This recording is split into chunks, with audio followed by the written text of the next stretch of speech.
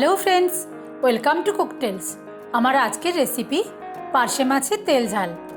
মূল রান্নাটা শুরু করার আগে আমি প্রথমে একটা মশলা তৈরি করে নিচ্ছি। তার জন্য মিক্সার জারের মধ্যে নিয়ে নিচ্ছি টমেটো কুচি, আদা, 2-3 কোয়া রসুন আর কাঁচা লঙ্কা। এরপর মিক্সিতে একটা পেস্ট বানিয়ে নিচ্ছি।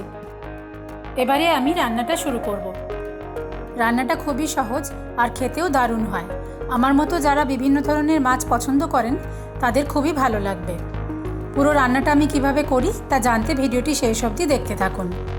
প্রথমে কড়াতে সর্ষের তেল গরম করে নিয়ে নুন হলুদ দিয়ে মাখিয়ে রাখা পার্শে মাছগুলো আমি এপিট ওপিট করে ভালোভাবে ভেজে নিচ্ছি।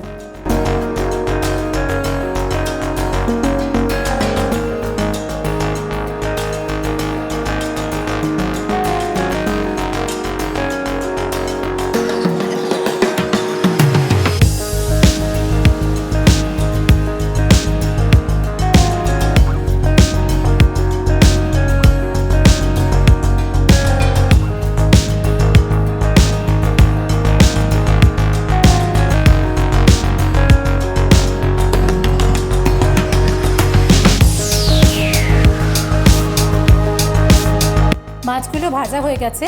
ভাজা মাছগুলো তুলে রেখে এবার এই মাছ ভাজার তেলের মধ্যে আমি ফোড়ন দিয়ে দিচ্ছি শুকনো লঙ্কা আর কালো জিরে।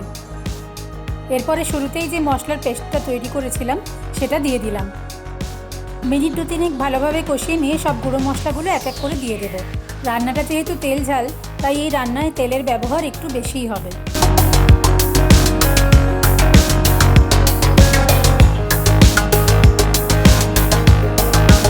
দিয়ে দিচ্ছি স্বাদ মতো নুন, পরিমাণ মতো হলুদ গুঁড়ো, কাশ্মীরি লঙ্কা গুঁড়ো, জিরে গুঁড়ো আর ধনে গুঁড়ো। আমি এখানে শুকনো লঙ্কা গুঁড়ো ব্যবহার করিনি, কারণ মশলা পেস্টের মধ্যে কাঁচা লঙ্কা দিয়েছি। আপনারা যদি আরও বেশি ঝাল খেতে চান তাহলে এর মধ্যে শুকনো লঙ্কা গুঁড়ো ব্যবহার করতে পারেন, বা মশলা পেস্টের মধ্যে নিজেদের স্বাদ অনুযায়ী আরও বেশি কাঁচা লঙ্কা দিতে পারেন। সব মশলা একসাথে খুব ভালোভাবে কষিয়ে নিচ্ছি।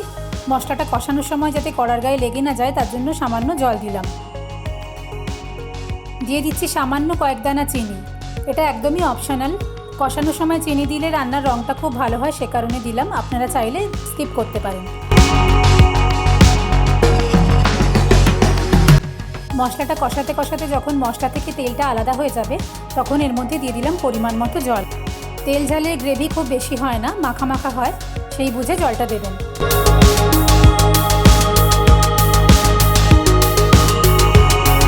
গ্রেভিটা ফুটতে শুরু করলে এর মধ্যে ভেজে রাখা মাছগুলো দিয়ে দিচ্ছি।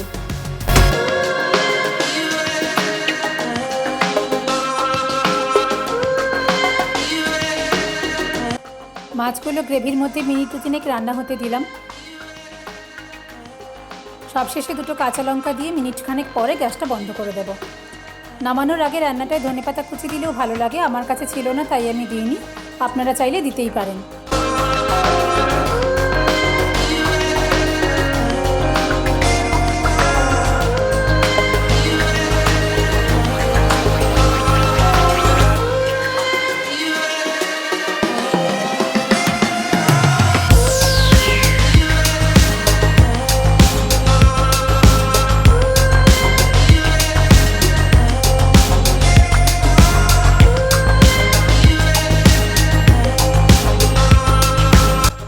আমাদের আজকের রেসিপি পার্শের তেল ঝাল তৈরি হয়ে গেছে। গরম ভাতের সাথে এটা খেতে দারুণ লাগবে। রান্নাটা আপনারা বানিয়ে খেয়ে দেখবেন, কেমন লাগে অবশ্যই কমেন্ট করে জানাবেন। যদি ভালো লেগে থাকে ভিডিওটা লাইক আর শেয়ার করে দেবেন, আর আমার চ্যানেলটা সাবস্ক্রাইব করতে ভুলবেন না যেন। খুব শিগগির আসছি নতুন রেসিপি নিয়ে।